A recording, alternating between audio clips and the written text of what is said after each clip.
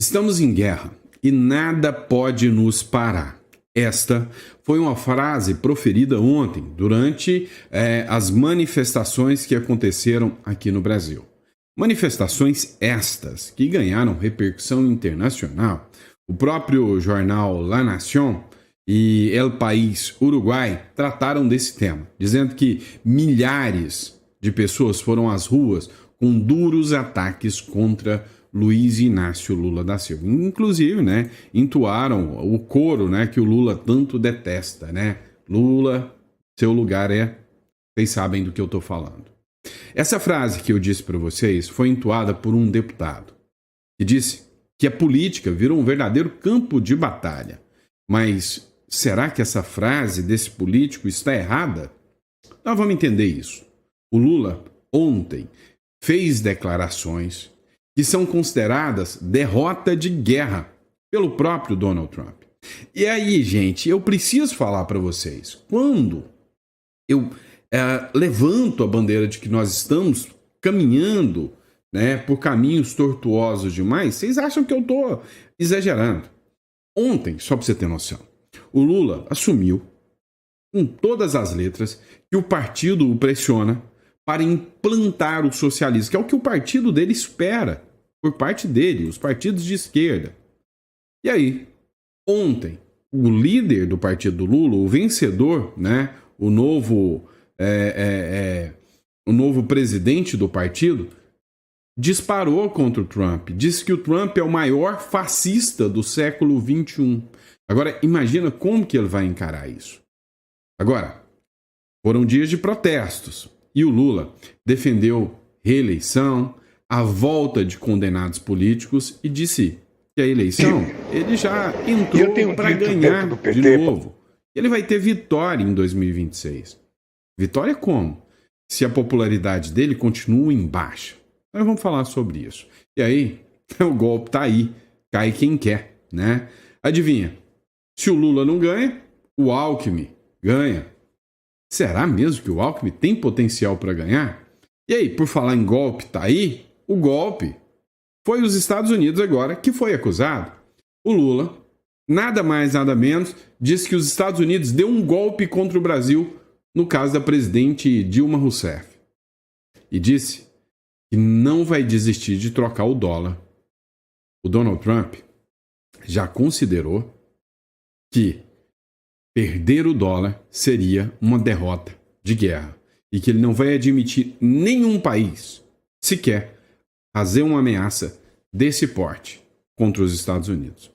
Quando eu digo que a boca do Lula vai levar gente para as trincheiras, ou pior, para as valas de uma guerra, eu não estou exagerando.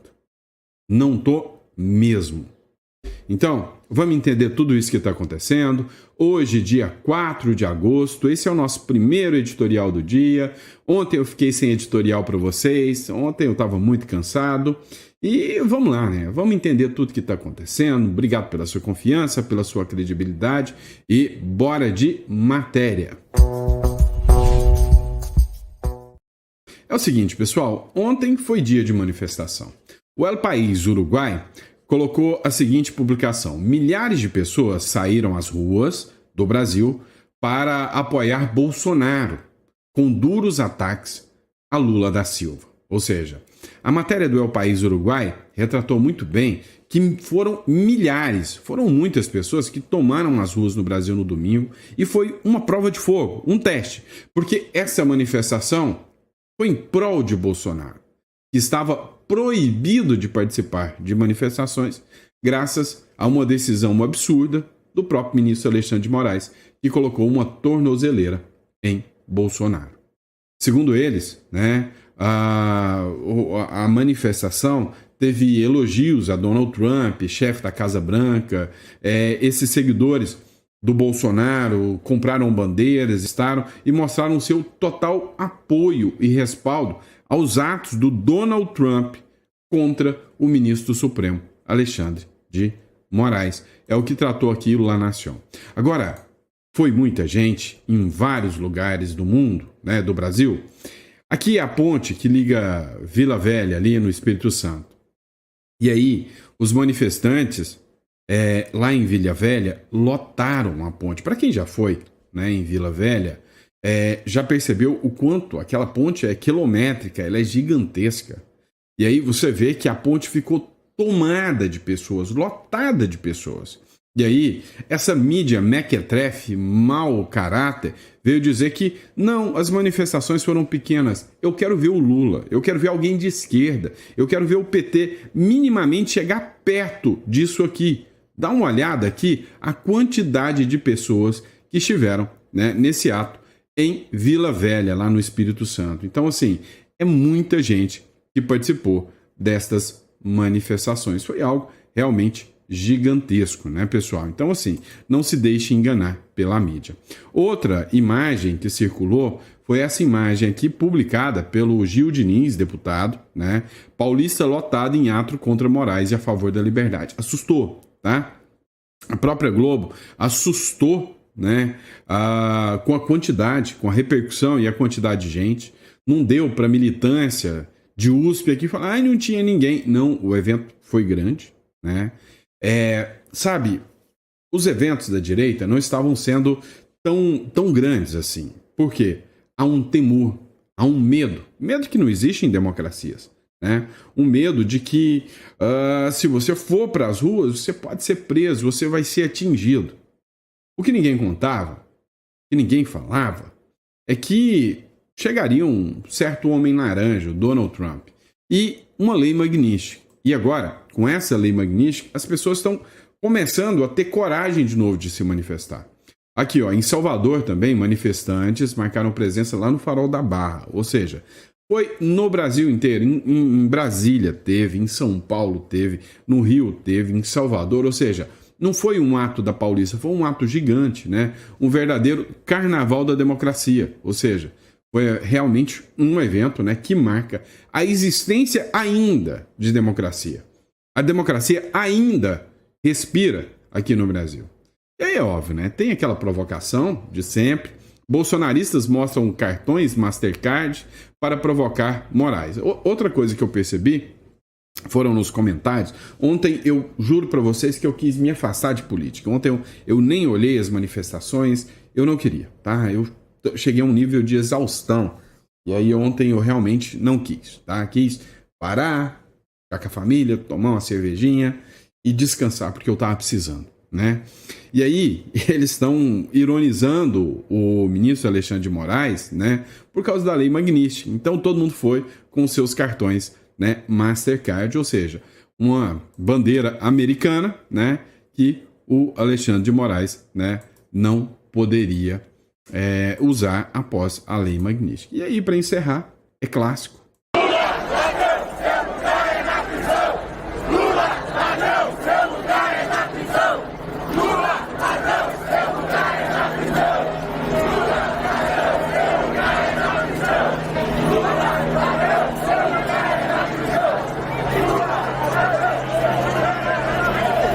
Matéria do Metrópolis, bolsonaristas gritam, abre aspas, Lula ladrão, seu lugar é na prisão, em ato pró-anistia em Brasília. Se for um ato contra Lula e não tiver essa frase, não é um ato contra o Lula.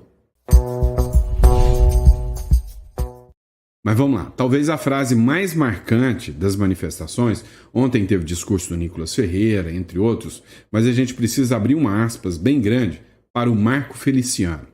Estamos em guerra. E nada pode nos parar, diz Feliciano na Avenida Paulista. Em discurso que aconteceu ontem, o deputado federal Marco Feliciano declarou e elencou como inimigos dessa guerra o PT, o Supremo Tribunal Federal e a mídia vendida. Alguém tem questionamentos que o campo político se tornou um verdadeiro campo minado, um campo de guerra? O problema é que só um lado está sendo fuzilado nessa história aqui. Abre aspas. Não é só na Paulista, é o Brasil inteiro reunido. Estamos em guerra e nada pode nos parar, disse o deputado. Estamos diante de guerreiro, pessoas que não têm medo de enfrentar nem mesmo a morte, acrescentou o Marco Feliciano. E aí no discurso também o Feliciano fez acenos ao colega da bancada paulista na Câmara, o Eduardo Bolsonaro, autoexilado nos Estados Unidos desde fevereiro deste ano. Lá o parlamentar tem trabalhado para o governo do presidente Donald Trump aplicar sanções ao Brasil. Ele diz o seguinte: o filho 03 do ex-presidente Jair Bolsonaro teve sucesso na empreitada. Em 9 de julho, o governo americano anunciou a taxação de 50% sobre os produtos brasileiros exportados aos Estados Unidos. Isso aqui, se é uma fala do Metrópolis, eu vejo como uma fala fora do contexto, né, inverídica. O Eduardo Bolsonaro, e eu acompanhei aqui fazendo a cobertura de tudo isso, ele foi muito claro que a busca dele nunca foi sanções e tarifas de 50% ao Brasil. Todo mundo percebeu e viu que a busca dele era a aplicação da Lei Magnitsky ao ministro Alexandre de Moraes. A tarifa não acontece por causa do Bolsonaro e nem do Eduardo Bolsonaro. Acontece por culpa do Lula. E aí, qualquer jornal que fala o contrário está usando de um mau caratismo sem precedentes. Agora, quando o Marco Feliciano fala em guerra, isso aqui está na mesa, tá? E isso aqui pode nos levar a uma guerra. Lula assume que quer implantar o socialismo e a CNN corta na hora. Dá uma olhada nesse trecho, eu sei que você não gosta de ouvir, mas vamos lá, não vou ouvir sozinho. Muito pouco para um partido de esquerda. Um partido de esquerda quer que o presidente diga que ia alcançar o socialismo. É verdade, eu sei o que as pessoas pensam. Mas eu tenho uma coisa que o sindicato... Essa edição do Agora CNN fica por aqui, mas a gente vai repercutir, claro, esse discurso do presidente Lula no evento do PT ao longo aí dessa tarde. Para quem passa pano e discute que esse cara quer implantar o socialismo e o comunismo no Brasil, tá de sacanagem com a nossa cara.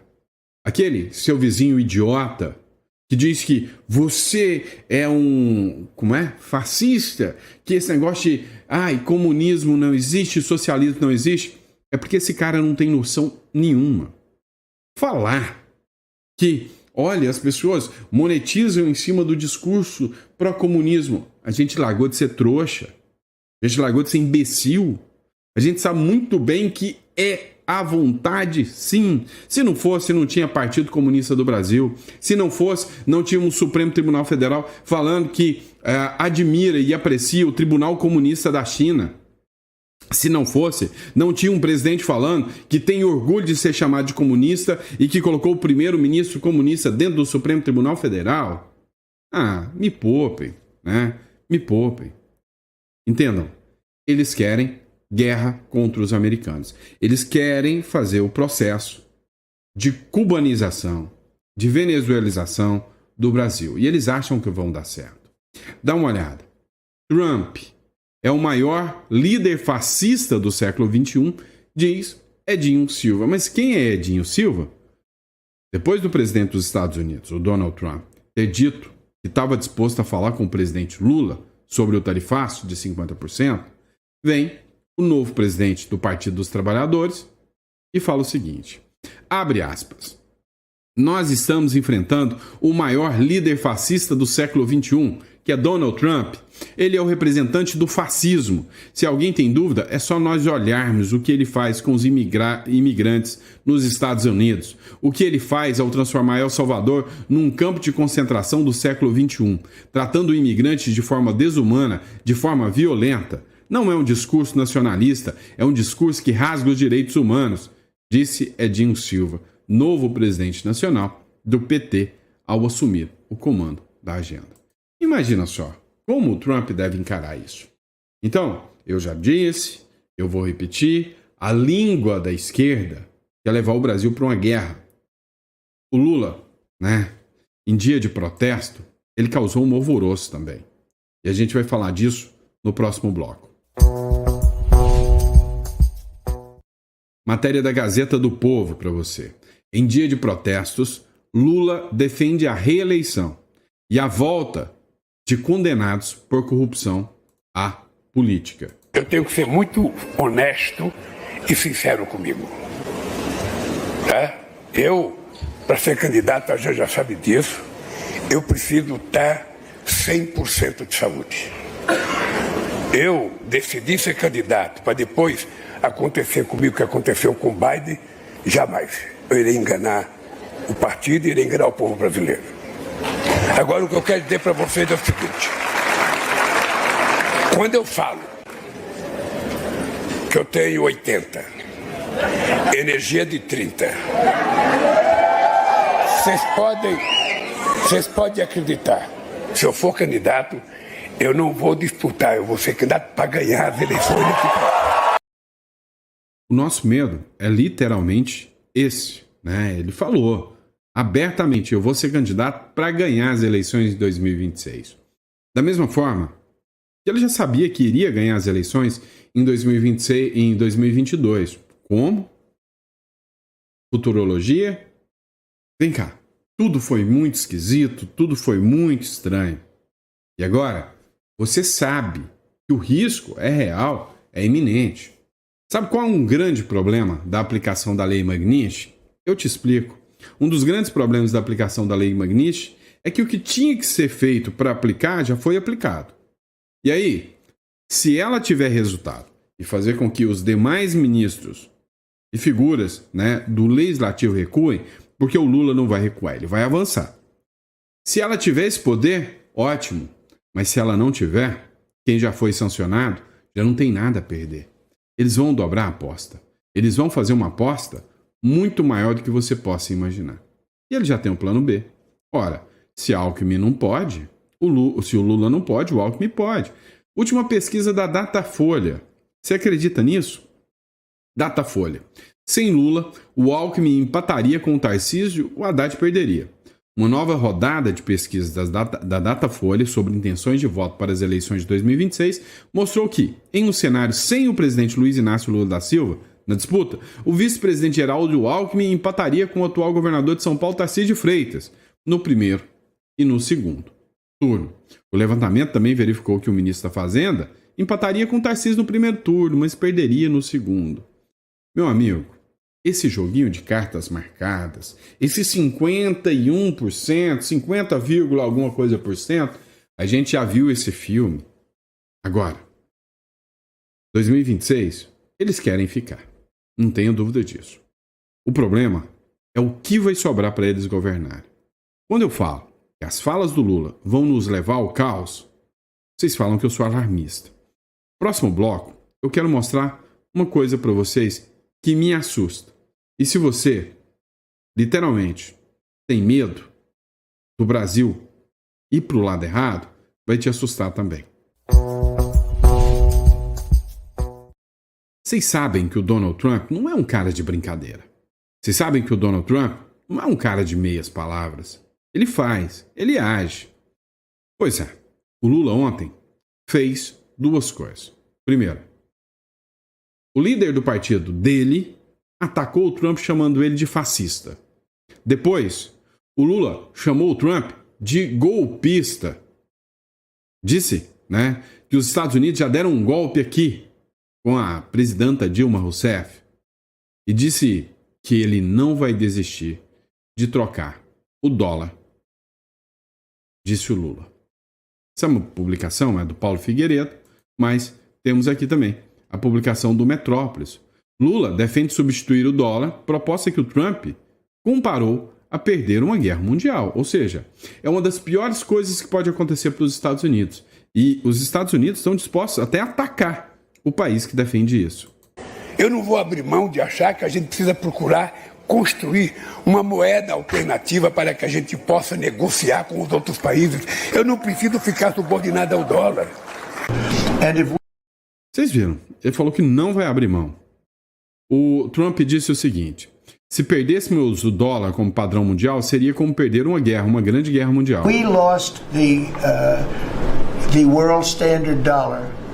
That would be like losing a war, a major world war. We would not be the same country any longer. Não seríamos mais o mesmo país. Não vamos deixar isso acontecer. We're not going to let that happen. The dollar, you ever hear the expression dollar is king? O dólar, você já ouviu a expressão, o dólar é rei. O dólar é rei. The dollar is king. We're going to keep it that way, okay? E vamos mantê-lo assim.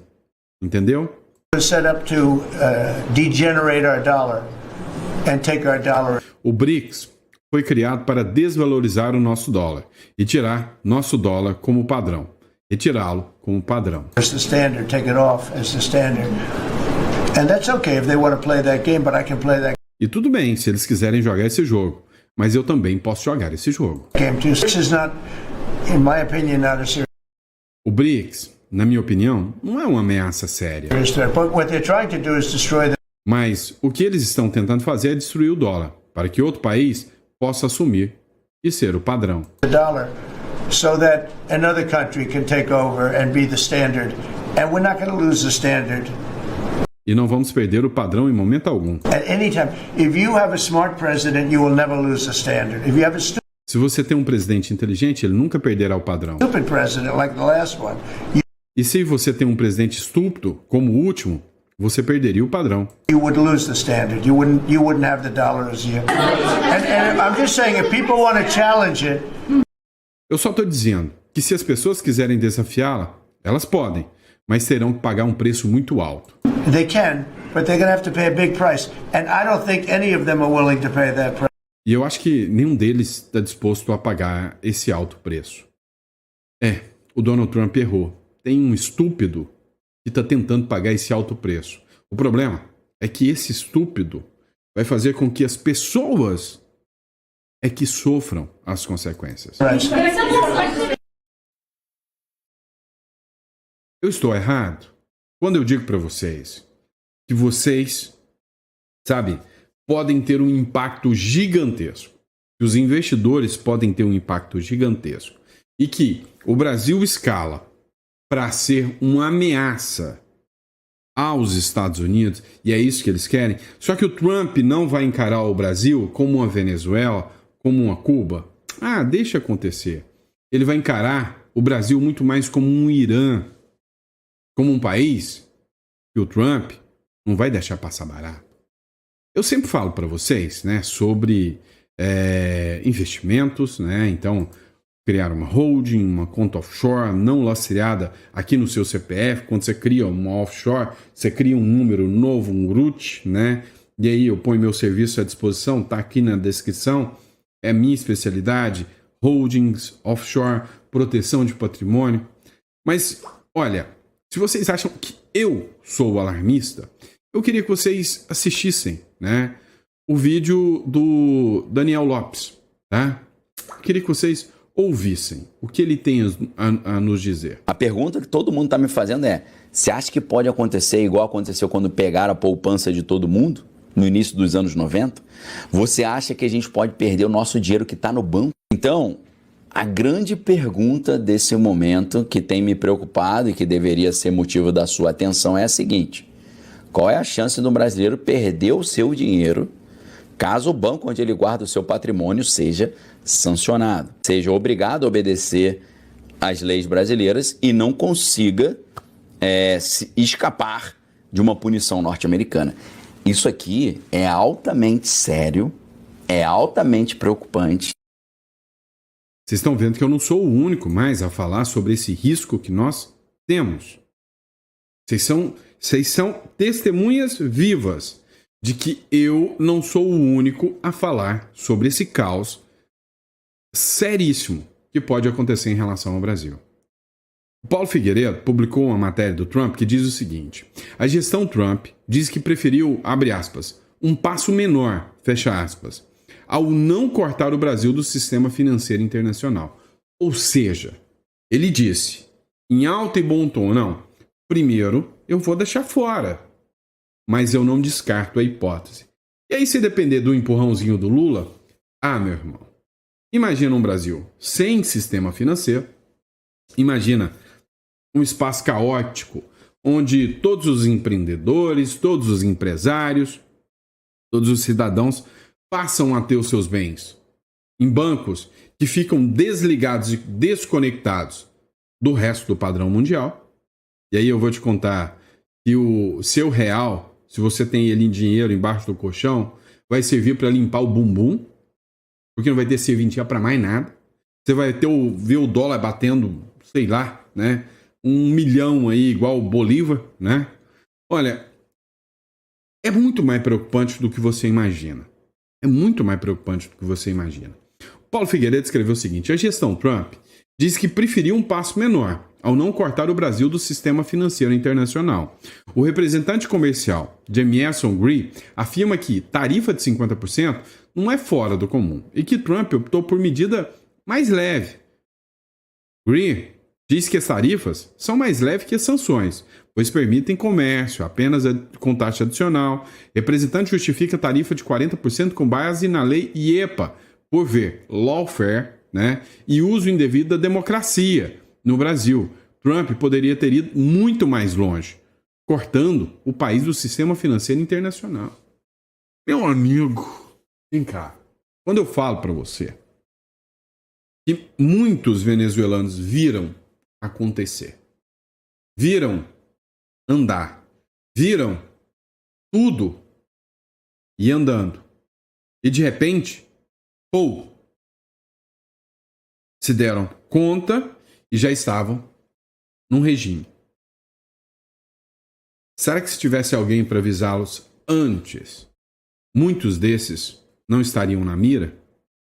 Olha, não sou eu que estou falando. Você viu o que o Daniel Lopes falou, você viu o que o Paulo Figueiredo... Agora, se você acha que esses são só imbecis, que não tem entendimento do que está acontecendo, que o Paulo Figueiredo não é um grande articulador político, e aí, se você acredita isso, você está muito errado, que o Daniel Lopes não é um grande, né, analista geopolítico, meu amigo, tu sabe, né, onde você está pisando. Essa é a verdade. Agora, olha aqui, matéria do Poder 360. Impeachment. Seria o caminho? Talvez sim, é bem provável. Mas não é só o Alexandre de Moraes. Vocês precisam entender que muita gente está falando, mas é por causa do Bolsonaro. Tá errado. Quem acha que é por causa do Bolsonaro, tá errado. É um combo de coisas. O Bolsonaro é uma pecinha-chave nesse quebra-cabeça, nessa engrenagem nefasta que se tornou a política brasileira. O Bolsonaro, o BRICS, navios iranianos, o ataque ao dólar, a implantação do socialismo no Brasil, a perpetuação no poder, a corrupção endêmica. Tudo isso é coisa que aqui no Brasil é grande. Olha essa matéria do Poder 360. 14 senadores à base de Lula são a favor do impeachment de Moraes.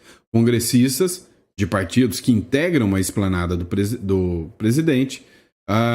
Levantamento é do votosenadores.com.br, ou seja, um site, né, que foi montado aqui para ver quem é a favor e quem é contra o impeachment do ministro do Supremo, Alexandre de Moraes, né?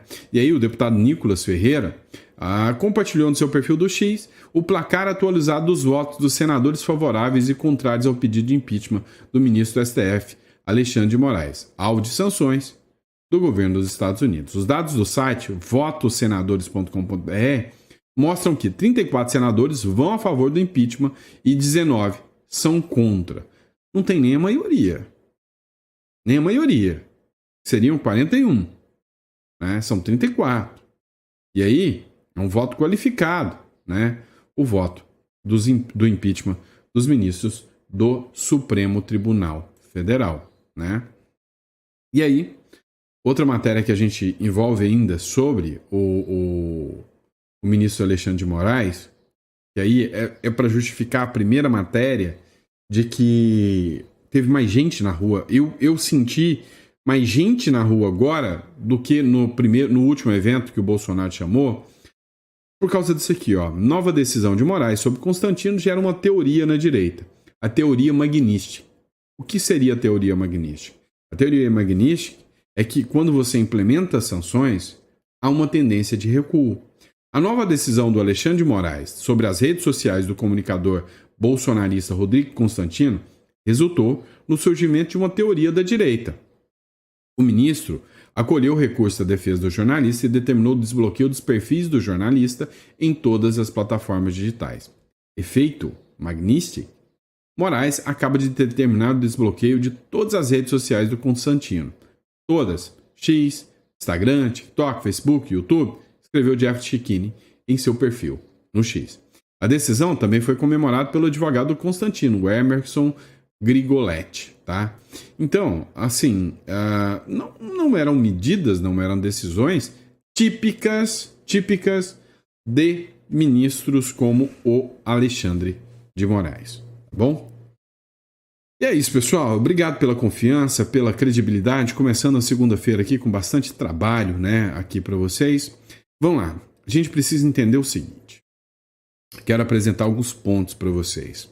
A gente está acompanhando, né, sempre o que está rolando na política e a gente se preocupa sobre o que está acontecendo. Nunca foi tão importante que, assim, eu já tenho um escritório que eu trabalho há muitos anos, né?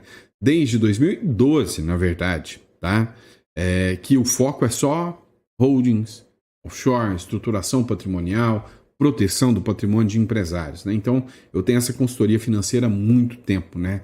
Isso voltado para empresários, para pessoas que adquiriram patrimônio, para pessoas que construíram patrimônio no Brasil.